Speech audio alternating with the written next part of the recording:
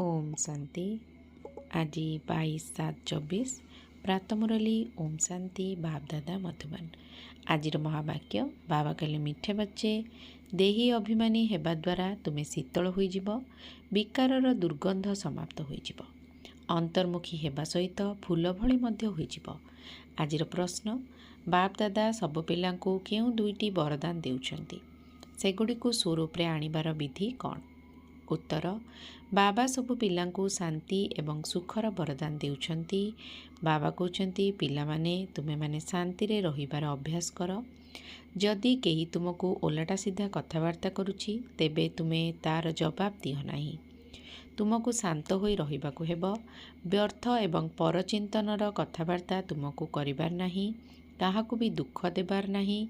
मुखरे शांति रूपक मोहलरा रखि दियो, तेबे एही दुईटी जाक वरदान तुमर स्वरूप रे आसीजिब। धारणा पाई मुख्य सार, बाबा को आशीर्वाद बा कृपा मागिबार नाही। पिता शिक्षक एवं गुरु को मने पकाई निज उपरे निजकु ही कृपा करिबाकु हेबो। माया प्रति सावधान रहिबाकु हेबो। आखि सर्वदा धोका देई थाए, सेतिपई ताकु निजर अधिकार रे रखिबाकु हेबो।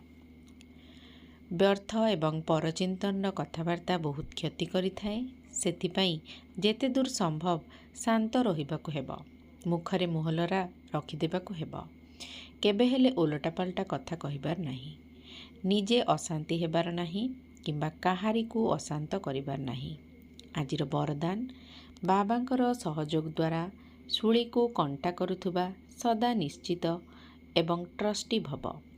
पिछला हिसाब किताब सुली सदृश अटे, किंतु बाबांकर सहयोग द्वारा ताहा कंटा पालटि जाउछि।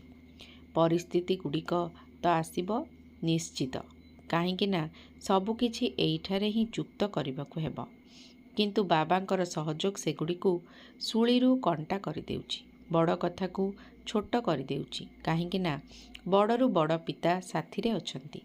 तेणु एही निश्चय आधार रे सर्वदा निश्चित रुह एवं ट्रस्टी अर्थात निमित्त होई मोर को तोर रे परिवर्तन करी हालुका होई जाओ। ताहेले सबु बोझ गोटिए सेकेंड रे समाप्त होई जिवो।